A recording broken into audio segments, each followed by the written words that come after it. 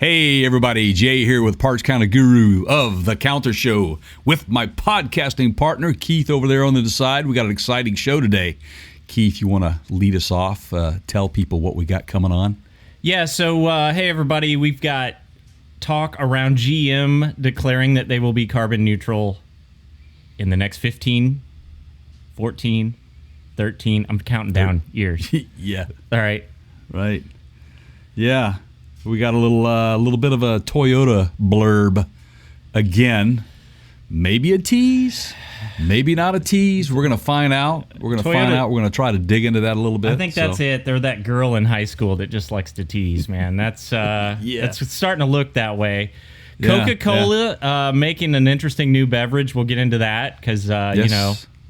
I like Coke. I'm a big Coke fan, man. I'm a Coke Zero guy more than anything, though. But yeah. So I guess we got some more Stellantis news. You guys are very well aware of the Stellantis or the FCA PSA merger, which is now known as the rock god of automotive, Stellantis merger, whatever you want to call it. So we got a little news there. They're going to be out of pocket a little bit of dough. So, and then what's coming up on our main topic? All right, today, and Keith? last but not least, we have a Ford and Google partnership that we're going to dig into and talk about all kinds of stuff, what this means, what I think it means, what you think it means, where we think they're going, what we know, and what we're theorizing. So all of that coming up right after this.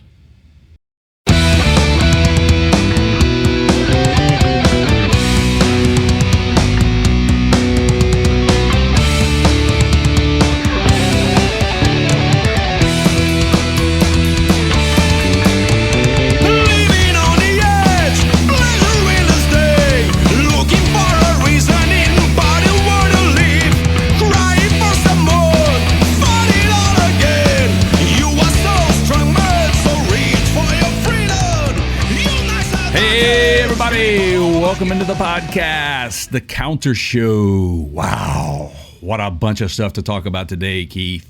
How are you, my friend? Hey, man, I'm doing pretty swell. Yeah, hey, everybody. Good, man. Yeah. It's another day in paradise. The world of automotive gaffes and outtakes and things of that nature and stories abound. We're bountiful. We have so much information for you today. So I want to tear into it. Man, there's a lot of electricity running around these days, man.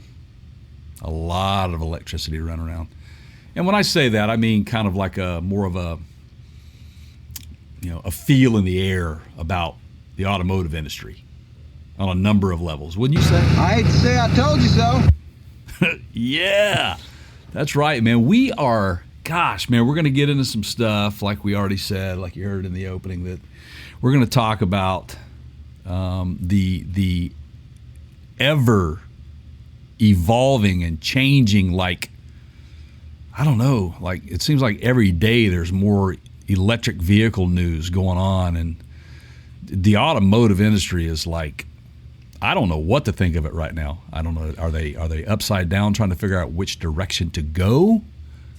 I don't know. Well, see. I mean, so I want to say it was our last podcast. These things all run together for me. So they all feel sort of like yesterday. But you said pretty recently, I don't know if it was the last show or not, but this whole GM thing. So you said this is coming. Now, to be clear, we recorded that before GM made their announcement, so it was speculative on our part. But it turns out, Jay, you were right. Yeah, and that was based on, by the way, just some observation of some of the. You don't make some of the moves that they made.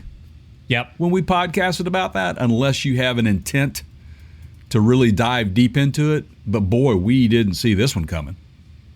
And, so I mean, but let's just sort of explain. GM made an announcement less than a week ago that they plan to be exclusively electric in their vehicle offerings by 2035. Yeah, it's just That's now. Hey, Keith, that's a long time from now. And yeah, it's 14 years, right? Right.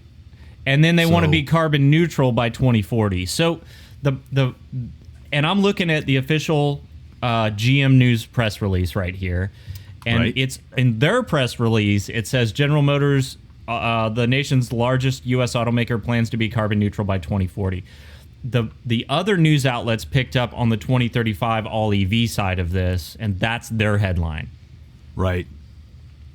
Yeah. The bottom line is, and I saw, the headline from CNBC, which I think is the story that you shared with me. Right. What's funny is that, and again, our current administration, our new administration, comes in the door and signs a lot of things, and we all know that the current administration is pro environment, and is committed to zero emissions. It's a point, and so I think that GM is kind of riding that wave, and it's an opportunity to go ahead and just commit and get into it. I don't know how much of that is driven by that, but I think that it certainly opens the door for them to maybe a little bit more of encouragement for them to go ahead and stick with that plan and get going on it. Yeah. So now, without getting too political about it, you know what I mean. I'm not trying to go there, but I'm gonna open a can of controversy here and just go ahead, man. Okay, go ahead. Now I'm just gonna point to things that other people have said, Jay. That way, like if people want to get upset, I can just blame somebody else, right? That's perfect, man. So this is a theme for us. It's not going away, and this has come up multiple times in the past few weeks. I'll point most recently back to Bosch, where the chief executive at Bosch said, hey, we're not going all in on this battery technology because we're not convinced that it's actually carbon neutral. Right. And he laid out his case. And if you want to learn more, hear more detail on that story, go back and listen to our previous podcast, or we've got a YouTube video segment out on that very thing. Do you remember what podcast episode that was, or what it was titled? Yes, I've actually got that up right here. Let's see. I should here. know this stuff. Well, we should, but we don't. We're so busy, man. We're like the I think it was the GM. Oh no, actually, it was it Toyota? I think it Toyota? was. Yeah, so it may not. Toyota, where the hell are you? And speaking of Toyota, I want to bring that up because not only has that guy, that CEO said that. Yeah. So Toyota is saying the same thing. So we got Bosch basically saying, hey, it is not carbon zero to run an EV because it, first of all, depends on where your electricity comes from. And we've said this many times. We'll go back and I'll point to it one more time. We did a podcast. We have a YouTube video segment on where the electricity comes from. It varies by state. It's not 100% one single source in any state in the United States. A lot of it is natural gas. Some of it's coal. Some of it's geothermal. Some of it's solar. Some of it's wind. Some of it's hydroelectric, okay? But the point being that plugging your electric vehicle in and charging it up creates a carbon emission most of the time from somewhere. Okay, that's exactly right. So for GM to say, well, we're going to be carbon neutral by 2040, but we're going to have all electric vehicles by 2035. Okay, but that doesn't really tell us how you're going to be carbon neutral. Right. And so that's the problem that I sort of have with this. And then you get into a little bit of the whole, which we may want to save this for later, but the demand on the electric grid, which is going to be an issue if it isn't already. It already is, yes. Now, GM has said stuff in the past that they've, they're not saying. Here's what they're not saying. Sorry for stumbling around. They're not saying how they're going to get there, and they're just saying we plan to do this. They're not saying it's a mandate. In other words, the company kind of collectively stated, though, characterized its 2035 EV goal. Yeah. It's an aspiration. Okay, it's citing regulations, infrastructure, and other factors need to come together for the plan to be achieved. So at least there is a smidgen of reality focus there that, okay, this is a goal. And everybody, please keep in mind that when you hear that, it's just like Gavin Newsom saying, we're banning all ICE vehicles by 2035. That's California. Now, it coming out of California is almost like a news story coming out of Florida. It has to be Florida because that's what happened. Yeah, this kind of stuff coming out of California is not like off the wall because they really do kind of go to some extremes in that state. They're like the first, and I've stated that over and over again. Now, hold on. We can't blow right past that very insightful comment that you just made, which is, if it sounds super crazy, it probably came out of Florida, right? I mean, that's a gem, Jay, right? Yeah. So, I mean, good luck with this. Like, we just had a conversation yesterday, not on the air, but with Robert White, who we've had on the podcast before. He's with the RFA, which stands for Renewable Fuels Association. Renewable Fuels. Sorry. Thank you. And we were just talking around this whole electric only by 2045, and wasn't it you, Jay, that said this is not going to happen in our lifetime? It's not. I don't see it in my lifetime. We had that discussion. I see these as really good goals, but this, it's a good plan and everybody, it has good intent. I get it.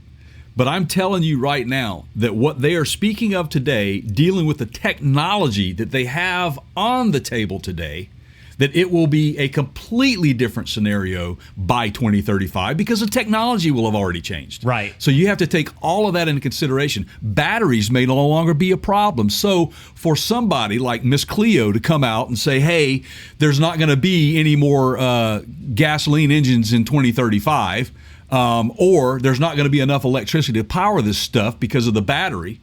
Well, we don't know that. So what I commend GM for doing is sticking to their goals and really making an effort to really prove to people that, when you have a common goal and you work together in conjunction with people who invest into your company and they can get things done, technology kind of has a way of exponentially growing and advances those technologies. So don't rule it out, but at the same time, it is a little bit over the top thinking that by 2035 there's not going to be any gasoline or diesel engines on this planet, because I have had that conversation with Miss Cleo, and I can tell you, she told me that there will be diesel engines and gasoline engines on this planet in 2035. You heard it here first. How about that?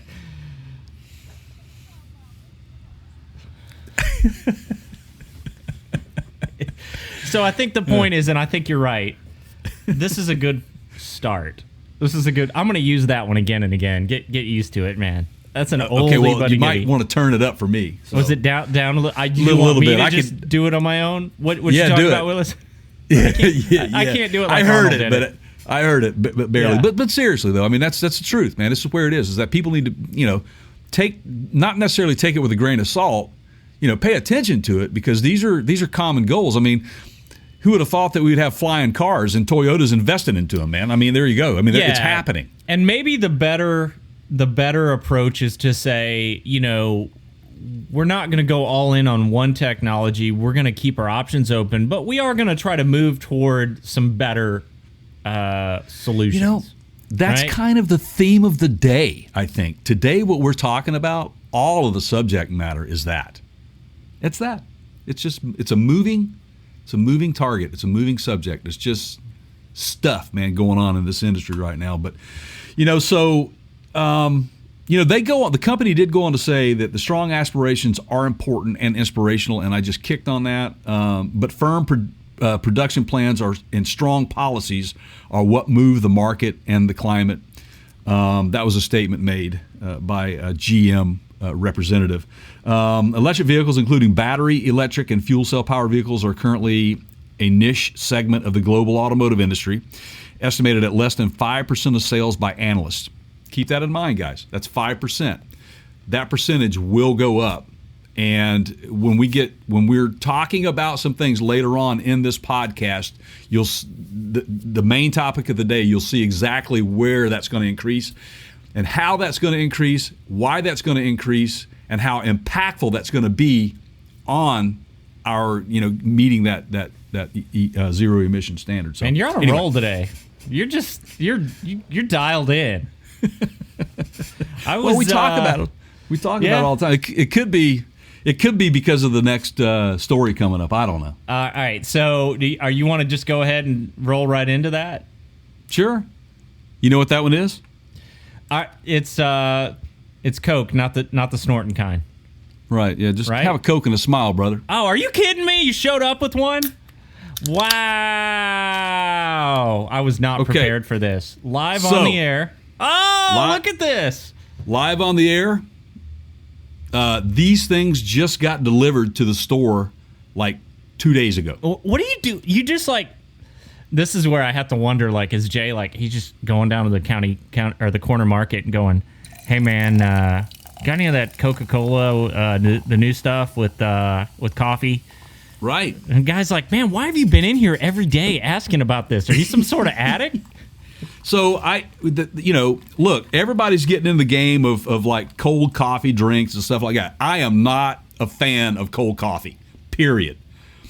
But I've talked to several of my friends that really dig it. And they say, you should try it, man. You should try it. I'm like, no. All right. I did have an iced coffee once in Las Vegas, and it was really good. But for me, it was more of an after hours, after drinking. Yeah. Just kind of a nightcapish kind of a thing because of the flavors. So, all right, wait. Before you take a hit off that. Yes. Okay. I need to. Okay. So let's explain to everyone what this is, and then I want to get your opinion. Go ahead. So Coca-Cola is doing a Coca-Cola with coffee and Coca-Cola with coffee zero sugar, and they have, as I'm seeing it here, they have 5 different flavors. I'm sorry, 3 different flavors. They have a dark blend. Now this is going to be a divisive segment: caramel or caramel, depending on where you're from. I'm caramel. And then vanilla, right? And again, they have those in both the regular and the Coke Zero versions. Which one is that? Okay, so what I have in my glass right now, because I love caramel. Okay, we're united. See, once again, not surprised. We end up in the same, But okay, so by the way, folks, and let me just say this: Coca-Cola, send me a hat. I would be glad to have official Coca-Cola hat, and I'm going to tell you why right now. Because I hate Pepsi. I am a Coke guy, hands down, the best Coca-Cola. You can't beat an ice-cold Coca-Cola. There you go. There goes our Pepsi sponsorship. Well, hey, man, we're good. Right. We're good. I know some people that know some people. So that's the caramel. Right, but I'm a Coke Zero guy, so I wanted to get that too. But this is the caramel. This is the leaded edition. So here we go. All right. I will say this: the nose on this, it smells like coffee with caramel. Okay. Oh wow, man, that's good. Now, is that the regular or the zero version? This is the regular. Okay. This is good. And when you drink coffee, how do you typically take your coffee? I usually I'll go black first. If I'm at home. Yeah. If I am out on the road, let's say we're at SEMA or PRI at a trade show or something, I'm going for the Gusto. I will get a flavored one from time to time, but typically my go-to is just straight up drip with some half and half in it. Not loaded half and half, but just enough to give it a little color to take that edge off, that bitterness off. And this tastes fantastic, man. So, okay, so that's and man, you can taste the caramel. It's really good. So now I'm going to go for the. I'll just take this right out of the can because I don't have another glass. All right, so this is the. All right. Yeah. All right. This is the zero. This is the Is it Coke the same Zero flavor version. but in the zero version? Nope. Is that, it's a vanilla. Okay. I wanted vanilla because I'm a big vanilla guy too. So. Significant difference in taste. Okay, so I will tell you that for me the regular Coke caramel versus the Coke Zero. Now I would have to check to see if there's a caramel version of this Coke Zero, but I can taste that it's not nearly as sweet, and it's kind of you can taste that lack of sugar in it.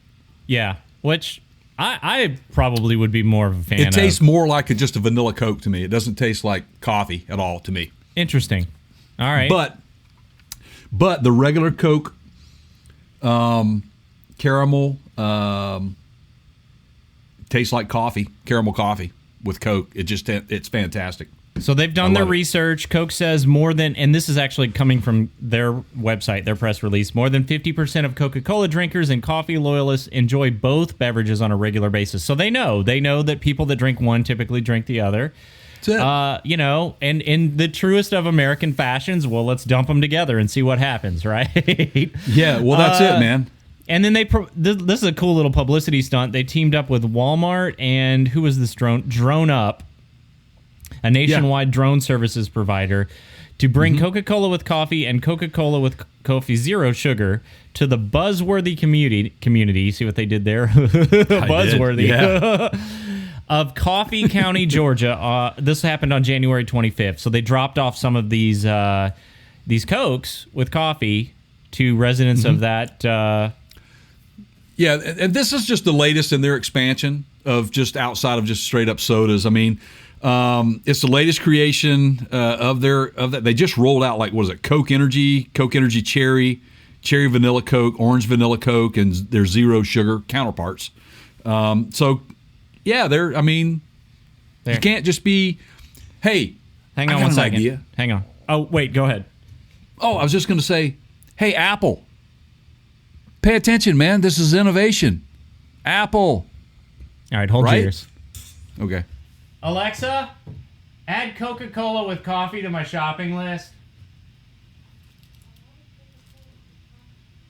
Awesome. Done. There you go. Perfect. So I hope you enjoy that, man. I think you will. The Coke caramel especially. So good stuff. And again, this is. It's funny they bring a drone in, and we talk about this on our show today because we're like, all over the board with technology today. It's kind of like you just buzzed on coffee, right? I mean, if I looked at our talking points, it would be like, who is loaded up on Coke and coffee when they put this together? Right, man. Right. Well played. I did not see that one coming. Truly a surprise. Hey, buddy, anything for this must be what it feels like when I pull this stuff with you all the time. I'm taking one for the team, brother. Taking one for the team, man. So our next story is kind of interesting, and I'm going to let you lead off with it because I know this is kind of near and dear to you. All right. You've been really kind of all over Toyota on a number of levels. All right. But this particular story, keep your pants on, people. Trust me. Well, I'm going to do the same thing that I did with GM, and I alluded to being a coach and with my own kid. Sometimes we're hardest on the ones we love. And, I've got a fair amount of scrutiny for Toyota, but it's because I'm such a huge fan. And, so all of you haters out there that are going to, we welcome your letters. But if you're going to give me a hard time for busting Toyota's chops, just know not only am we are a multi Toyota vehicle family, a longtime fan, have over my lifetime owned lots of Toyotas. Jay's owned Toyotas. I'm a fan of the product. Sometimes this is a part of keeping them honest and holding them accountable and maybe calling out their missteps so we can perhaps right those. So, all right. We got this from The Drive, thedrive.com. They are a sister, they are a peer of ours in the automotive media industry. And Toyota has filed a trademark application again for the Celica name. Okay? Right. Now, on the surface, you go, all right, well, they're maybe thinking about bringing back the Celica. And what's the big deal? Well, the big deal is that in the summer of 2017, they did it, and they didn't do anything with it, and now they're doing it again. And it's kind of getting to this fish or cut bait situation where why keep going back to that well and whipping everybody up? And yeah, I know you can do what you want to do. You own it. It's yours. But it's like they have these plans that they never follow through on. And the bigger picture to me, Jay, is that leads me down the road of that they don't have a clear vision. And that's concerning. It's either they stuff, don't, right? Yeah, trying stuff. Sticks. Yeah, maybe. Again, we discussed this on the last podcast about what I think Toyota's doing. They're not really investing, so to speak, into what you would think would be the money maker for them, like new models going out that are true. Like, for example, when they brought the Supra back, there was a lot of people that were excited about that, only to find out that it's a BMW, man. It's BMW partnership, and they did the Right. same thing with the 86, and that was a Subaru partnership, if I'm not mistaken. Subaru, man, yeah. And it's a like, BRZ, okay, well, yeah. Toyota, why are you okay, so that's two cars. Mm-hmm. So cars, right? In an era Right. where everybody's buying crossovers and SUVs and trucks. Right. And they're going the car direction, and not to mention the fact that they've pulled, they don't make the FJ Cruiser anymore. We just announced recently that they're going to do away with the Land Cruiser after this year. That's right. Okay, so they're pulling out of two of the most popular segments that are wildly popular at places like the SEMA show. And in the meantime, they're investing into a flying car program. And everybody else is going, No, wait a second. What? Yeah, what you talking about, Willis? So Yeah. let's get back to that in a second. Everybody else is moving away from cars, and Toyota's got two in their lineup that are both sports cars that really aren't even made by them. What are they doing? So the Celica thing, let's get to the flying car thing here quickly. Right. We really don't know what they're up to, but we know enough that we don't trust. Just because they registered for the trademark for the Celica name, it means that they're going to come back out with the Celica. Right. It doesn't. But, what I love is what happens in the industry is they get a lot of people talking and pissed off. Because that's what happens. I shared this information with someone very close to me, family member, who's a huge Asian sports car fan. More so on the Nissan side. He's a big time Z fan. I know that. You've talked to John. Yeah. We've shared texts and discussed with him a little bit. But he immediately went right to, hey, you know what? If you can't do this, don't even do it. And right. If you can't do it well, just don't try. Just don't even do it. And I get it. He's absolutely right. So I thought I sat back and I thought for a minute, and I dropped a bomb on him too. I said, did you know that they're backing a flying car company? He's like, what? I said, yeah, they are. Anyway, and we'll get to that. But I wonder though. No time like the present. Right. So, well, I've got this. I should probably. Can I? Well, finish your thought here, and then I'll ramble on for 3 or 4 minutes while you pull it up. Right. So here's the deal, man. If you recall, we've talked. You guys have heard us on this podcast. If you watched our SEMA post podcast, we talked a ton about what Toyota was doing at the show, which was Supra. A golden opportunity for those guys to really bring it back and make it at a show like that, man, to bring a true Supra back. Again, and for those of you that are our subscribers and longtime listeners, you've heard this many times, but at that show that Jay's talking about, sports cars were a very, very, very small percentage of That's right. what was all the other manufacturers and the presenters there were focused on overland vehicles, off-road vehicles, trucks. I did see one Tesla there, but it was not factory Tesla. It was somebody that had it there basically as a prop. So for Toyota to dump and go all in on this whole Supra thing, and they had like half a dozen Supras there.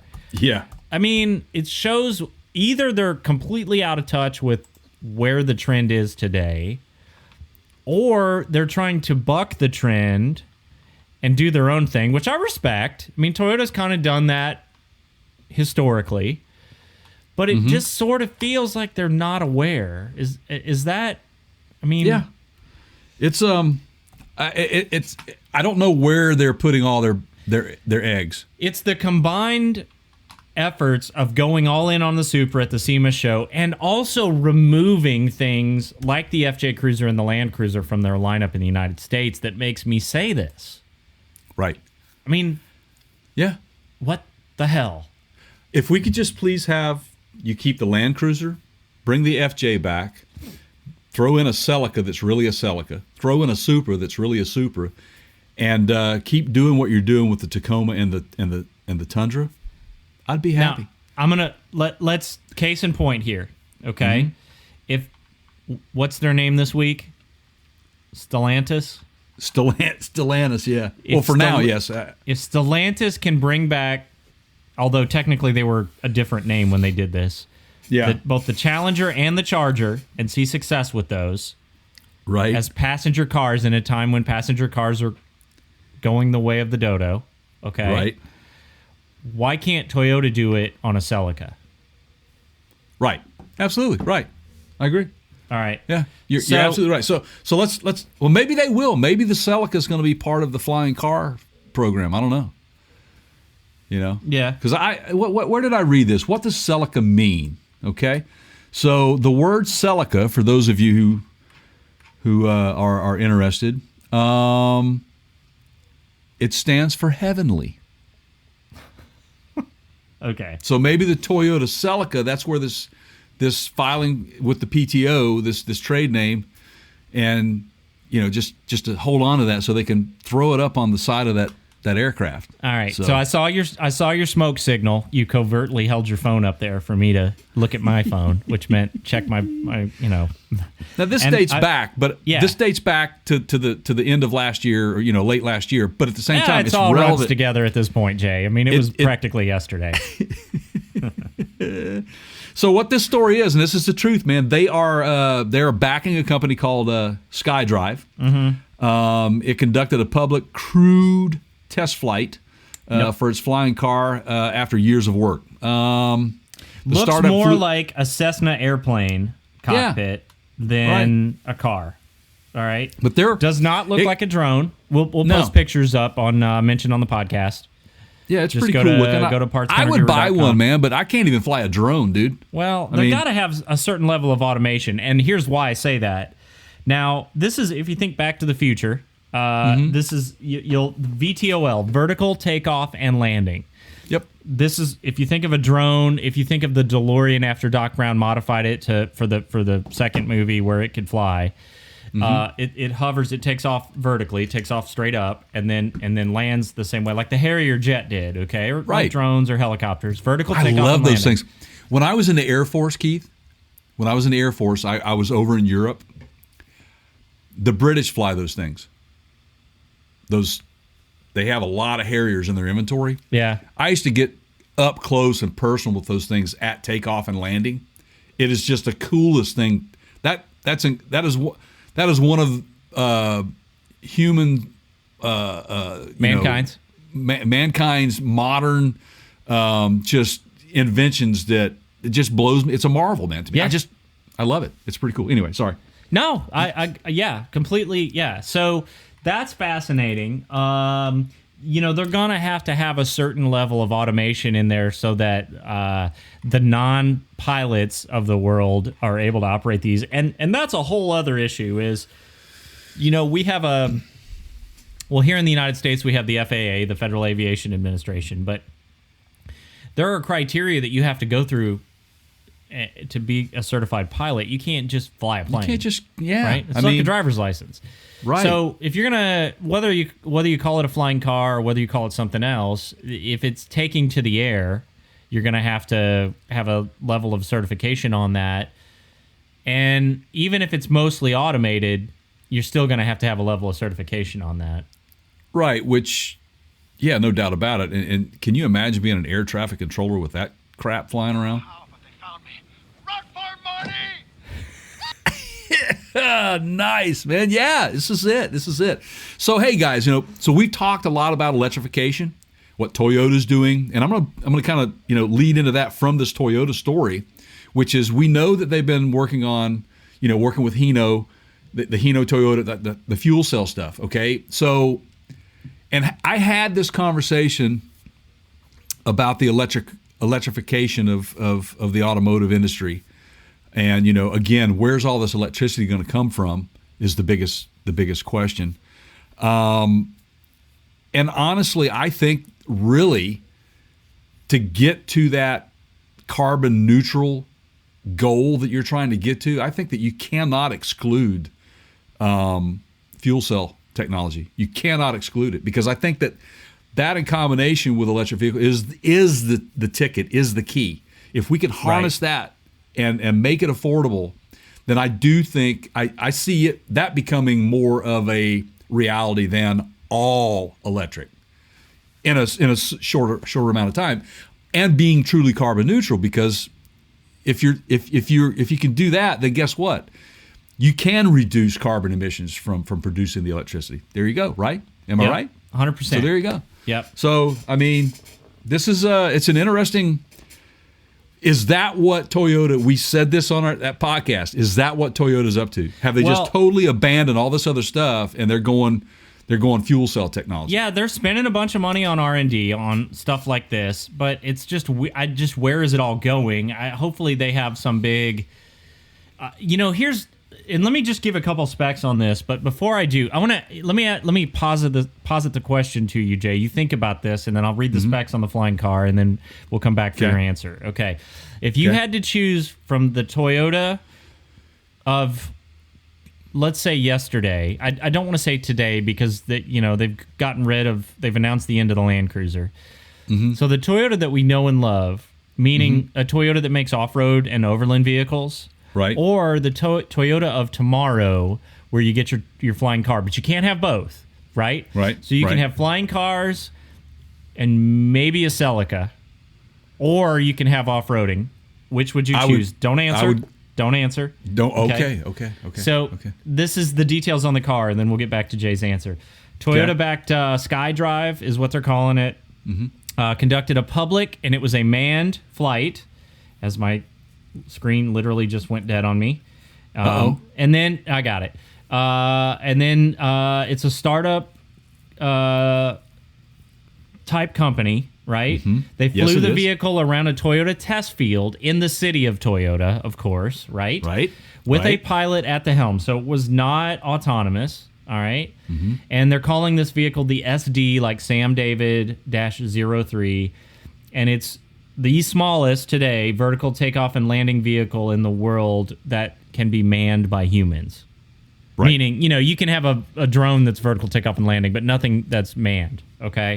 Right. So that's it, and they are envisioning this being part of urban life. Meaning, if you live in a city, it's for city use, not not for cross country. And I think that's something you bring up a really good point there, Keith. Is the fact that when people start thinking about electric vehicles, they automatically think other than city life. That's the biggest impact that electric vehicles is going to have in the world, is when you have this huge, densely populated areas where people are commuting in and out of work that are just dumping tons of emissions out there. So if you just focus on that alone and not the urban areas or the Midwest where it's just not populated at all. Right. I think that's where the benefit of an all-electric vehicle is. And I think sometimes you have to think about that. Then the range doesn't really become that big of a factor, right? As long as we've got electricity, which right now we're not sure that the grid's going to be able to sustain it. But I digress. And if there's any inhabitants left in these cities, I mean, this pandemic situation just keeps getting worse. Right. But I digress. Back to your answer on Toyota. Which would you rather have if you could only have one going forward? I've already got my answer. I'm ready. I don't even need to use a lifeline, dude. I'm going with, I want an FJ or a Land Cruiser. I want to go out back, man. I don't need any flying aircraft. Plus, it ain't going to happen before I, am worm food. So, I'm not going to worry about it. I just think there has been realization. And that's a point that you're trying to make. Yeah. You knew I was going there. Well, I honestly didn't, but I was prepared for. It's just like a good jazz musician. We keep, coming back. We to already this. have I'll flying. improvise my way out of whatever I mean, We already have flying vehicles. As far as I'm concerned, they're autonomous because I'm not flying the damn thing. right. Well, that's a fair point. Now, I think there's been a renewed realization of the value on social distancing. Getting away, having some peace and quiet, going off the grid. These are all terms you folks probably hear on a daily basis. You're probably not going to get there with a city vehicle made to fly you to and from Starbucks or dinner, No. but you can get there in a Land Cruiser. That's right. Right? That's right. And go That's camping with absolutely your right. family. So I just think that's not dead. It's not going away. This is not just Jay's opinion or my opinion. This comes from us being out there at these shows and seeing what the aftermarket is making, what they're investing their R&D in, and what's popular. And those all tend to line up with Overland crowds. Yes, they do. It's Well, now I'm fired up. So good hell job, man. Hell yeah. And I don't even have the Coke and coffee.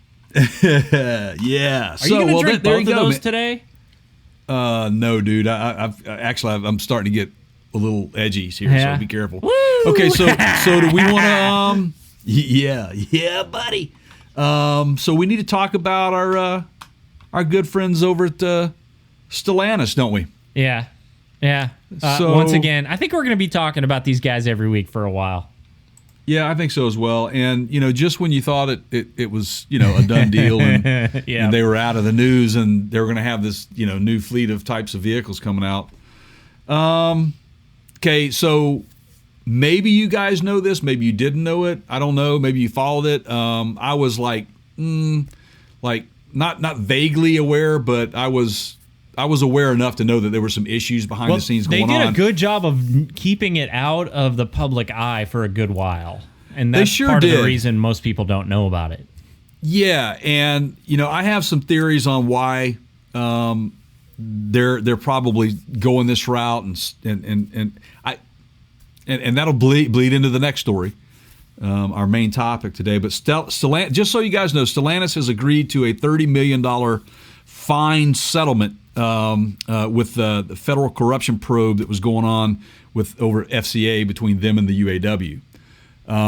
Apparently, some of the representatives of the UAW were gifted with large sums of cash or gifts or just a mortgage being paid off or that sort of stuff. Kind of like crime boss kind of. I mean, if stuff. they were smart, they didn't take a Fiat 500 as a compensation. Right. And that's an appropriate sound, by the way, because that car looks like it should be in a circus. Clowns do drive those things, I think, man. There you go. But yeah, they have agreed to pay this $30 million. It's a plea deal, basically, settlement. It's a criminal investigation into collusion and bribery of union officials by former executives of the company's North American operations. The deal, which was announced Wednesday by federal prosecutors in Detroit, ends a multi-year federal probe into Fiat Chrysler and the United Auto Workers Union. That's a big deal, and I've got a theory on why they would be so quick to do this. 2 reasons. All right, let's hear them.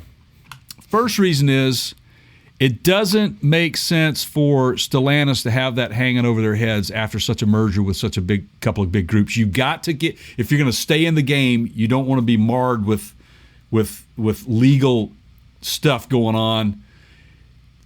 We are living in a society today when it's out of sight, it's out of mind. And I will guarantee you that after we talk about this today, and this is paid off, they're out of it. It's a done deal. They can move on with their lives and go be Stellantis and focus on what they're wanting to do, which is produce vehicles globally. Okay? Secondly, we're in the midst of a pandemic. All right? And this is going to tie into our end story too, so we're going to get into this a little bit deeper, and I don't want to kind of show my hand here, but this is the UAW that we're talking about, right? This is and trust me, this is a small fine for a company this big. They have deep pockets. We're just going to go ahead and get this out of the way. We're going to take care, let's just clear our heads of the UAW. Well, guys, what you need to be aware of is this pandemic has proven that, guess what? We can produce vehicles via AI, robotics, so you have less bodies and hardly any not nearly as much need for the UAW in that realm. So why not just go ahead and kick them over to the side? And this is just my opinion now. I'm thinking, let's go ahead and handle it. Let's clean our hands of this thing. Let's get the business. Let's start making cars. Let's work on what we're going to do. Because the UAW, I think, at some point may not be as big of a factor in that realm of the auto manufacturing industry. It still will be, I think, in the production of product in various sectors for the OEMs. But as far as the assembly lines, the production lines, look what GM just did. They just put all of their eggs in one basket in Tennessee for the all-electric plant. It is their largest plant, the most modern plant with robotics and AI in it. So there's my 2 cents, Keith. All right, now I have some things to point out. So first of all, this $30 million settlement, I believe that if I'm understanding this article correctly, and I could be wrong here, that $30 million goes to the feds. Yes. And it looks like the UAW did a similar plea deal last month, where they did a settlement on their own.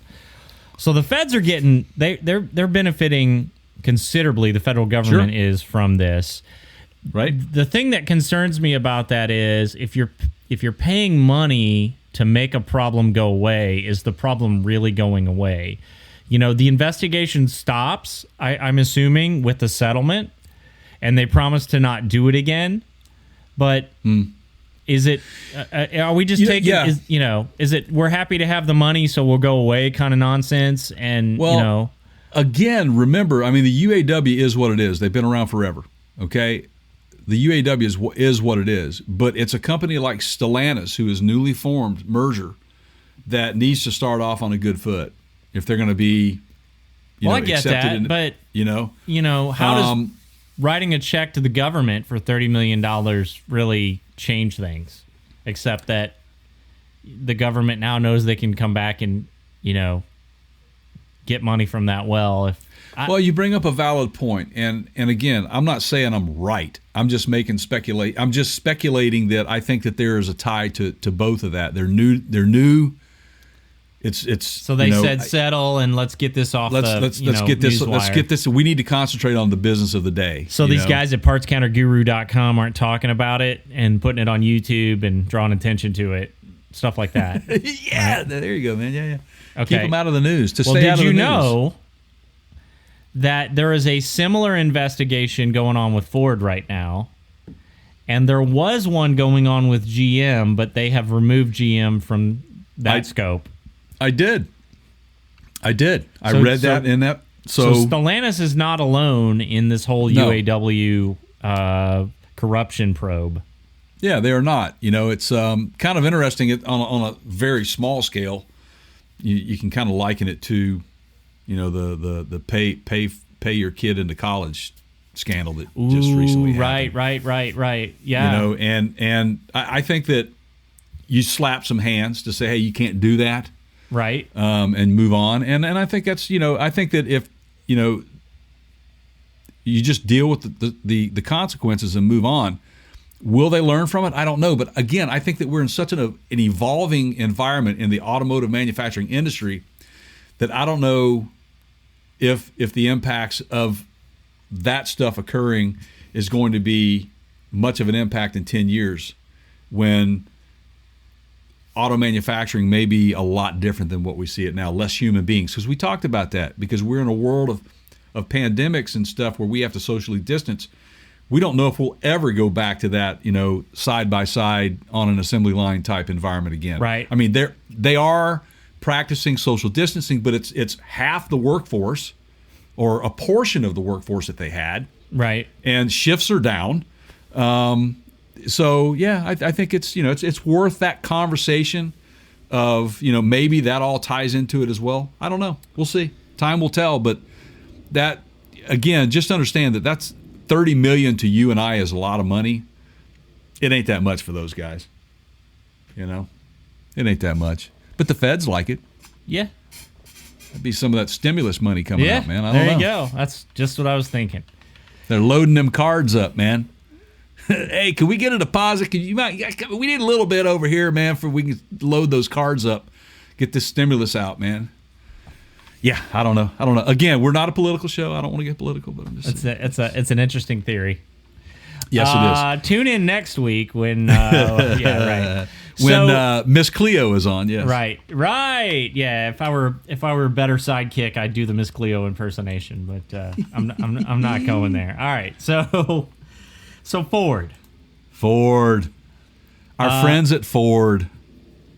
Ford has done a very good job the past 2 years of staying relevant in the media. Marketing, innovation. Yep. Yes. So today is no exception. They announced a partnership with Google. It's a 6-year deal. And it's going to cover, and I want to do finger quotes here for those of you that aren't watching this video, in-car connectivity and cloud services. All right. Now, what does That's that a portion of what what does it that covers. mean? Okay. Let's get into some of this. Are you ready? Oh, I'm ready, man. All right. Oh, by the way, what was the price tag of that? Do you have it? I do. What is it? It's an $11 billion? $11 billion restructuring plan. That's what I have too. All right. So Yep. this That's fits, that's a lot of money. well, it fits in with Ford's attempts to, and GM's doing the same thing, and we've talked about it, where they're having to make a lot of changes for future accommodations. So they're downsizing a little bit. Back to the previous segment where you talked about, how these What'd you say they were doing? Downsizing? Yeah. What's that? Do you mean like less employees to do the job? Oh, right. Yeah, you're right. Okay. Yeah, Okay. Yeah. Okay. So, And how will they achieve that? well, there's autonomous. We're gonna get into that. Yeah. Autonomous. AI. Oh, yeah. I Okay, see. I gotcha. see what you're doing. What's that other acronym? UAW? What? Yeah, right. Okay, It's funny how this all fits together, isn't it? Yes, it is. So they know they've got to do it, and the thing is, if they don't do it, someone else will, like Rivian or Tesla, or somebody with the startup mindset that is starting from nothing, and they can design their own. I mean, I have a feeling that's part of the reason why Amazon went with Rivian for the vans is Rivian could spin up their assembly process to meet that right away without going, well, we can't do that on our assembly line because it would require this, and we're not tooled up for that. And retooling a factory takes a couple of years and blah, blah, blah, right? But it was also, with Amazon and the Rivian thing, that was part of Amazon's goal to be, also carbon neutral by a specific time. Yeah. And we're going to get carbon neutral by using electric vehicles with batteries in them that cost $30,000 and pull electricity. Yeah, we'll talk about from that. Yeah, We'll all get into right. that. All right. Yeah. So Okay. that's all marketing and PR as far as I'm concerned. It could be good, but it's not neutral. All right. So back to this Ford deal. Okay. So it's just as beneficial, I think, for Google as it is for Ford. But, Ford, with their sync, this isn't the first time Ford has done something like this. They partnered with Microsoft over a decade ago with the sync line, and Microsoft helped them figure that out, and it put Ford ahead of everyone else in terms of their infotainment systems. Right. Now we're going back into this, and people will probably immediately go, well, they're just going to start pumping Android Auto into all these vehicles. Well, they kind of already are. I don't think they already are. They don't need help with that. No. I think it falls more in line with, okay, so again, we've talked about this, but you have a car manufacturer like Tesla who put out a Model S a decade or so ago, and there have been some changes to that Model S, but the appearance of it is relatively the same as it was when they first rolled it out, okay? Right. What they have continued to do, though, is to push updates to those vehicles as they have learned of safety issues, of refinements, whether it's self-driving, whatever it is, right? And with more electronics on these vehicles, that's more and more commonplace, and there's more of a need for it. Yep. Absolutely. In the middle of a crisis situation, we've seen Tesla do this with hurricanes. We've seen them do it with other crisis situations, wildfires in California, where they will push a software update to people in a certain area and boost the range so that those people can go further on a charge because they need to, right? Right. So that's completely opposite of what's gone on in the traditional big three. You buy a car, you go, you take that thing home, that's the car you've got. It's not going to get updated unless there's a recall. Right. Unless it's a safety-related issue. That model is outdated, and it is not going to be the way to go forward. And I think Ford knows that. They do not have the platform to push updates to vehicles. That's right. And, you were talking about Google, it being more beneficial to Google. I think that be the case here. Google's really the winner here because Amazon and Microsoft hold that higher percentage of cloud storage computing than Google currently does. Yeah. So now you have, yes, they're all using like behind the scenes cloud storage, but for the most part, Amazon and Microsoft, they pretty much have that the higher market share. So I think that this puts Google in a better position to get a higher percentage of that. And why is that? Here's why. Because Ford, for the last 10 years, has been the number one in sales of fleet vehicles like Ford F-150s and transit vans and those sorts of things, commercial type vehicles. So if you're working on all electric vehicles, right?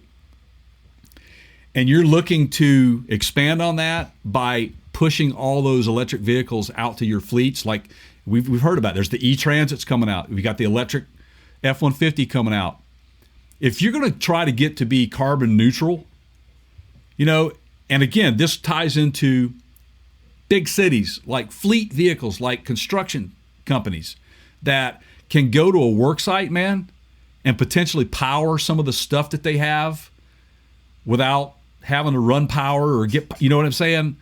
Or pulling up to have a meeting in your diesel vehicle and just letting it sit there and idle for 45 minutes while you're on the site. Electric vehicles won't do that. So the point I'm trying to make is that I think there's a couple of things going on here with this move for Ford to partner with Google. But Google really benefits because not only are they sharing that cloud storage, but they're sharing the AI technology and some of the integrations that they have in, say, distribution or production and those sorts of things. They have technology. They have that ability to help Ford out to get better at what they're trying to do. And the end goal is to produce a lot of electric vehicles. Let me tell you what else they've got. Okay. That those other people that you mentioned don't, namely like Amazon and Microsoft. Okay. Right. See this right here? I don't know if you can see that logo. You see that logo? I do. This is a Google Pixel. Yep. Google has access to a national cell phone network. Now, they don't own it. Nope. They've partnered with, they have secured a partnership. They're using towers from T-Mobile and US Cellular and Sprint, some others, okay? But Amazon and Microsoft do not have access to that. So in the immediate short term, now I understand everybody's working on satellite internet and there's some, space type stuff that, internet from space or whatever. What is this? The Muppet Show, Pigs in Space or whatever. Yeah. But right now, today, Google is the only one at the table that can do that and deliver. And so if you're talking about delivering updates to vehicles and cloud connectivity, and you can't rely on Wi-Fi, which you can't always rely on Wi-Fi. And you know, I mean, even if I were to give my car permission to connect to my home Wi-Fi, what's the Wi-Fi signal like in my garage? Most of those garages have some level of concrete in them. Concrete is not a good for radio signal. It does not deal well. Doesn't work well. Yeah. So cellular network, much more pervasive. Okay. Just seems to me like we've got an opportunity there for some over-the-air updates and a partnership with Google to do it. Absolutely. It makes sense. And who are you competing against? Tesla. Tesla set the bar when it came to that sort of stuff. Ford, again, is paying attention to what is going on, and so they have decided to change their game a little bit and go outside of what they were doing to build on that goal that they have, man. And I'm telling you, and a lot of people are asking, well, why would an automotive company, team up and integrate with this? I mean, all companies have some sort of subsidiaries for various reasons. Yeah, you're good at this. So we want remember you to Delphi. Remember, they would partner with these radio manufacturers, they would partner with Bosch, or they would partner with Denso. Right. And these are companies that were good at doing certain things, right? That that we needed to have in our cars. They were in demand. So this is a quote from Jim Farley. Now, if you don't know, Jim Farley is relatively new CEO at Ford. And he's not living in a van down by the river. He is no relation to Chris Farley. I love this quote, and I think we, Jay, in our generation can recognize this from the... You remember how like CDs came out, right? Mm-hmm. And it was... Or let's take it even further back, tape decks, right?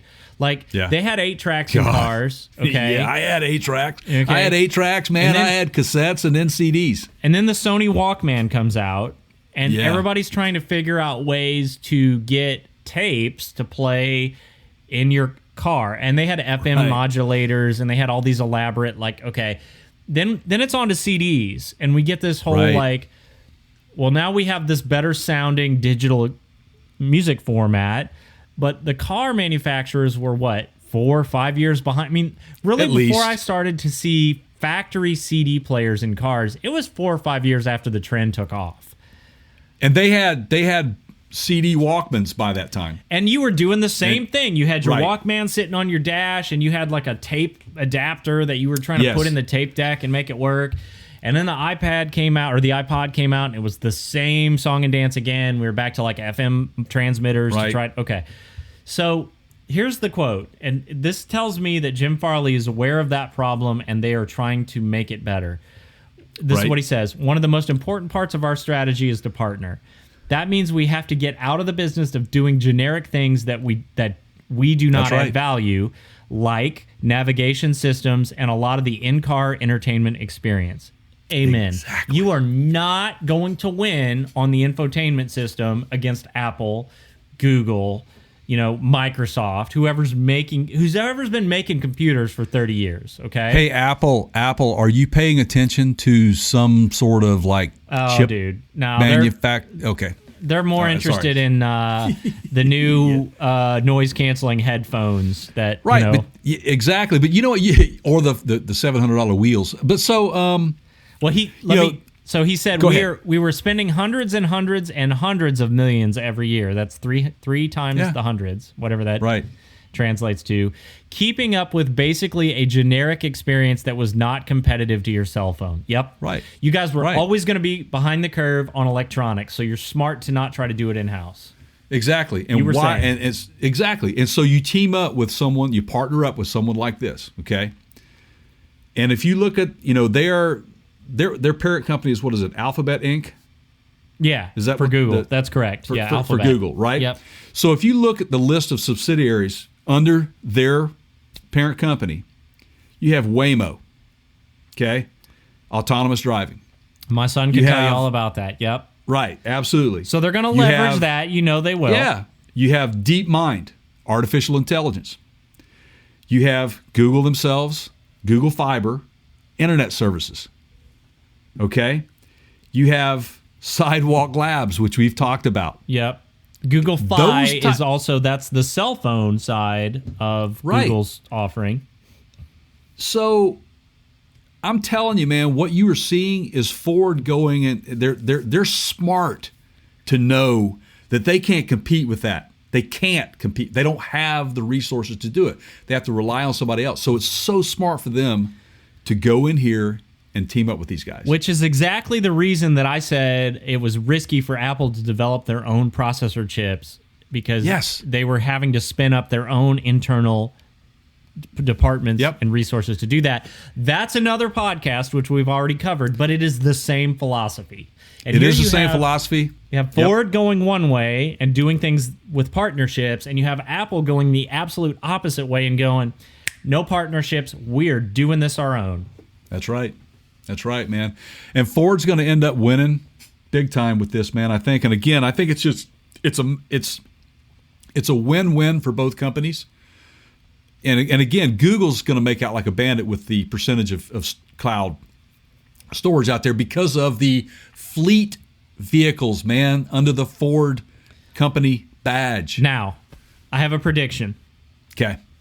and I bet you didn't see this coming.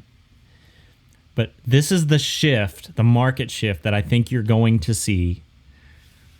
And ladies and gentlemen, you heard it here first. If we're right, I want it named after us. Smash that subscribe button, man. Okay. Yes, but actually, let me hold off on this for a second. Before we Okay. get into that, Jay, would you like to give Okay. out our? Sure. This is called Guys. a tease. See what I just did there? Here, man. wait, Hey. hang on. So are you going to give out the social stuff? Yeah. I hate to be the one to break this to you, but automobiles are not human. They have no lineage or personality. I wonder why I keep forgetting that. Yeah, I love it. Got that one just from the show. You know where that's from, right? Yes, I do. Knight Knight Rider. Rider. Yeah. Okay. Go ahead. Yes, absolutely. So, hey guys, if you like what you're hearing, if you're enjoying this podcast, obviously you can check us out over on partscounterguru.com. Hit the podcast links. We're on every available platform out there: Spotify, Google. Speaking of Google, we're there. We're on Amazon. Speaking of Amazon, we're there. We're there. Just ask Alexa and Siri and all those gals that are out there, wanting to help you. Just ask them to let you tune into the Parts Counter Gurus, and they will get you there. So follow us on social media. We are at Facebook. We're facebook.com, Parts Counter Gurus. We are on Instagram.com. It's the Parts Counter Gurus. We're on Twitter. Our Twitter handle is at The Counter Show, which is what you're listening to right now or watching if you're watching this segment over on YouTube. If you go to YouTube, please hit that subscribe button. Give us a thumbs up, like us, ring a bell, tell a friend. Let me tell you why that's so important to us. You subscribing to our channel, it's free to you, it's priceless to us, it helps us gain momentum to continue to bring you more content like this, and we really love doing what we're doing. We're very passionate about it, and we want to keep growing, so we can't do that without you. So thank you if you are subscribed, but if at this moment you decided after listening to this show today, you wanted to subscribe, thank you, and go get somebody else to subscribe. Trust me, it'll be worth it for you and them. Did I miss anything? Where can they shop at, Keith? Is there some place they can shop at? Well, if you go to that website that Jay gave you, partscounterguru.com, up in the top right corner, there's an Amazon banner. If you click on that, you will use our Amazon affiliate link, and that doesn't cost you any more for anything that you buy on Amazon. It is completely anonymous, so what you buy is not. We don't have any insight into who bought it. Okay, Right. We do get an affiliate credit, which basically translates to Amazon giving us a little scratch to help support the show. So, look, you guys, we know you shop on Amazon already anyway. We appreciate you doing it. We've seen this actually grow. People are doing it. Thank you to those that are supporting the show that way. It's an easy way for you to support the show. If you were going to buy the stuff anyway, click on our link first at partscounterguru.com, and then we get the credit, you get the stuff for the same price, and you help support the show. It's a win-win-win-win-win. It is. It's a win-win-win-win thing. And also, too, I just put something out on our website. It's a real quick story about a gadget that Keith bought for he and I about a year ago, just out of necessity, because some check engine lights and stuff were coming on our vehicles. And he ran across this product. It's called Fixed, F-I-X-D. They are not sponsoring us. This is not a paid advertisement. We're just telling you that it's a pretty neat little gadget. I'm sure there's tons of other ones out there, but we haven't used all of them. We've specifically used this one, and it works. And you can check some of those live demos on our I've tried YouTube a lot channel. of them, and it's one of the better ones. Absolutely. And here's the thing. If you are watching either one of those videos, there is a link in the video that you can click on, and they're going to give you a little bit of love, get a little good price on that. So just saying, go There you ahead go. and do yourself a favor. If you use it one time when a check engine light comes on and you find out what the problem is yourself and you replace that, I'm telling you, it will pay for it the first time you use it. Period. Boom. There you go. Get you one. All right. So in closing, Yes. this is what you've all been waiting for. All right, here I'll give you a little. This is where I think I love it. Ford is going to go with this Google partnership.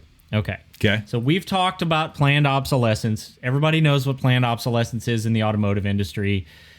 If it's from Robert talking about ethanol and how people don't, hang on to cars long enough for it to matter, to, just the whole, GM doing this thing where, they expect you to replace the vehicle that you own in they'll go, yeah. Anyway, all right. So planned obsolescence. Okay. Before I digress too far.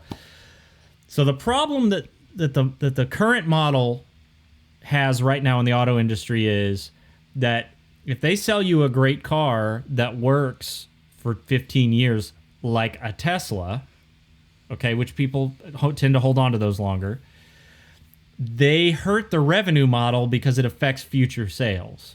That's right. So what I suspect is going to happen as a result of this partnership with Google is Ford is going to create some kind of recurring revenue model. Apple has done it. Lots of people have done it. Okay. And let's just say you call it Ford Care. Okay. Whatever this model ends up being, it needs to be named after us because we told you this was going to happen.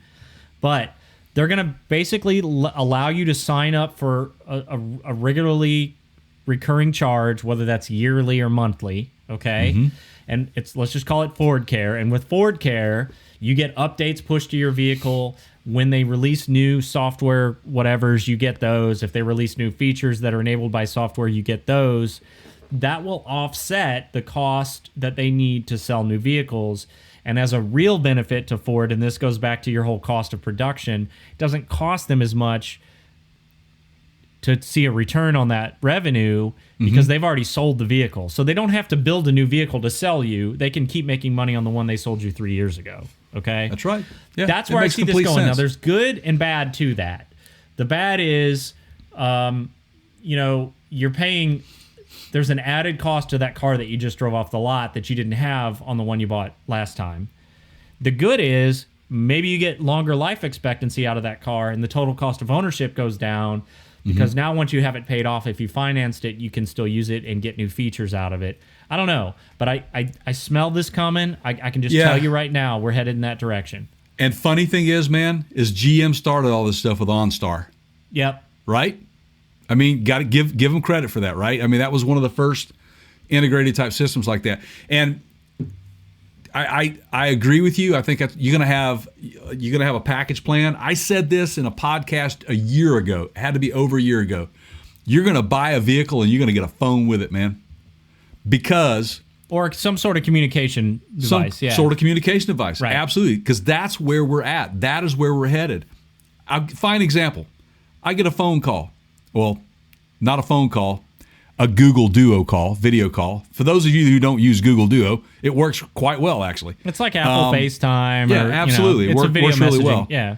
Right, except for it's not like, I mean, if you have an iPhone, it'll work on an iPhone, whereas FaceTime only Right. works on Apple. Right. Come on, please, really, right? Okay, I mean certain things, but he calls me up and says, "Hey, I just want to show you something that I just installed." I'm like, "Sure." He goes, "Check this out. Hey, Alexa, turn on my dining room lights." That's where we're at, man. And they come on, and he turns them off, he dims them and everything just by. I know you have the smart home features in your house already, but this is my oldest son, who is just turning 30-ish, somewhere around that. But he is of that generation where technology is extremely important to him. And I'm telling you right now that these tech companies and these vehicle companies, those are the people that they are trying to target and banking on that. So beware of that. If you are of an older generation like myself or even older, I'm just Jay, I'm not very computer literate. Right. You better learn how to use this stuff. I feel like I've got a leg up on Junior. This is a rare moment I need to capitalize on because he's pretty far ahead of me technologically in a lot of things. Ooh, yeah. Junior, if you're listening, I'm not going to say his real name. I don't know if he wants that out there or not. But if you're listening and you want to get into the real stuff like scripting, like, walking into my house from outside and having the lights come on in various rooms and having actionable, they're called actions, where it's scenes, right? Things happen. Like I hit a button and it's literally called showtime in my home theater room, and I'll go boom, showtime, and the overhead lights will dim and a couple ambient lights will come on and the behind the TV and then and just man. He's got the smart bulbs. He's got with the different colors and they change oh yeah. He's all over it, man. I mean, this guy buys a house and the first thing he does, he doesn't put furniture in. He's running Cat 6 wired. I mean, he's just, he knows what he's doing. It's an older house, but he's making it modern. So anyway, there you go. That's where we're going. That's where we're at. This has been a really good podcast overall about the direction that we're staying in. This is not something that we just all of a sudden thought up overnight. This has been happening way back. And we are beginning to see the dominoes fall and how this is going to play out. And I can't wait to 2035. Yep. Skynet and all. Yes, man. All right, I'll everybody. Be back. On that note, Keith, yes. Come with me if you want to live. Right. That's exactly where this is going. On that note, everybody, thank you so much, like Jay said earlier, for watching, listening, subscribing, telling a friend. It means the world to us. We couldn't do it without you. True. Appreciate it so much. Until next time, that's my podcast partner, Jay, over there. I'm Keith. There's Keith. Remember, don't go chasing waterfalls. Please stick to the rivers and lakes you're used to.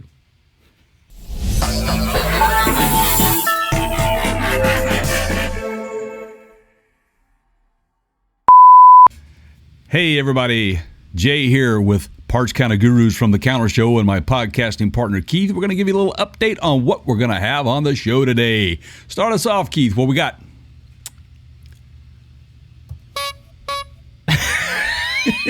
Let's start this over, man. Sorry, I had the wrong screen. No. Okay, it's cool. Or should we? No. I got the clown horn like it. Oh my God, it's the clown horn from hell. Hang on. Holy cow. This is going in the outtakes.